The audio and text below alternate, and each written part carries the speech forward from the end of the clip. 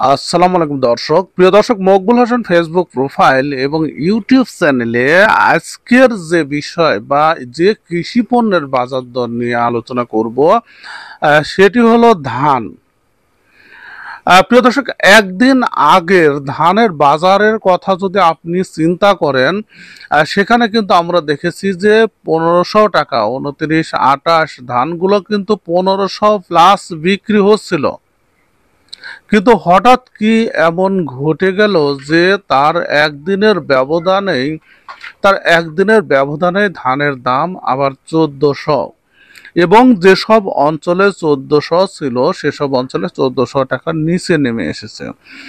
এখন বিষয় হলো, জেলা বিশেষে ধানের বাজার দরের পার্থক্য সবসময় আমরা দেখে থাকি 100 টাকার মতো থাকে, এবং যখন বাজারটা ডাউন হচ্ছে প্রত্যেকটা জেলায় 100 থেকে 50 টাকা ডাউন হচ্ছে। এখন আজকে কেন বাজারটা বাড়ি খেলো, অর্থাৎ এই যে ডাউন হলো, সে সম্পর্কে ব্যবসায়ীরা যেটা বলছে যে মিলের যে দামটা সেই দামটা কমে এসেছে। 2 দিন আগেও কিন্তু আমরা দেখলাম যে চাউলের দাম বৃদ্ধি পাচ্ছে, সেখানে মিল কর্তৃপক্ষ সাংবাদিকদের যেটা বলছে যে যেহেতু ধানের দাম বেশি যার কারণে চাউলের দাম বেশি। তার একদিন পরেই কিন্তু আমরা যে নিউজটি পাচ্ছি সেখানে মিল বলছে বা ব্যবসায়ীরা বলছে মিল রেট কমে গেছে, যার কারণে ধানের দাম 100 টাকা 50 টাকা কমে গেছে। প্রিয় দর্শক, আশা করি তথ্যটি আপনাদের কাজে আসবে, অর্থাৎ যারা স্টক করবেন ধান, অথবা যারা মিলে দিচ্ছেন, অথবা যারা কৃষক আছেন।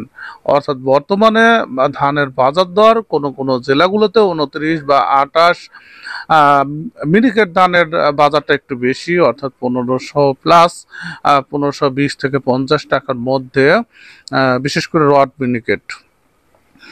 এবং অন্যান্য যে 58 এসব ধানগুলো বেশিরভাগ জেলাগুলোতে 1300 টাকার নিচে বা 1200 থেকে 1300 টাকার মধ্যে। প্রিয় দর্শক, আপনার জেলায় ধানের বাজার দর কেমন চলছে সেটি অবশ্যই কমেন্ট সেকশনে জানাবেন, এবং ধান সম্পর্কে গুরুত্বপূর্ণ তথ্য কিন্তু জানতে পারবেন মকবুল হোসেন ফেসবুক প্রোফাইল এবং ইউটিউব চ্যানেলে মকবুল হোসেন ফেসবুক প্রোফাইলে লিঙ্ক দেওয়া আছে, এবং ফেসবুক প্রোফাইলে ইউটিউব চ্যানেলের লিঙ্ক দেওয়া আছে। আপনারা একটা থেকে আর একটা কনভার্ট হতে পারবেন। প্রিয় দর্শক, ভিডিওটি দেখার জন্য আপনাদের সবাইকে ধন্যবাদ জানাচ্ছি।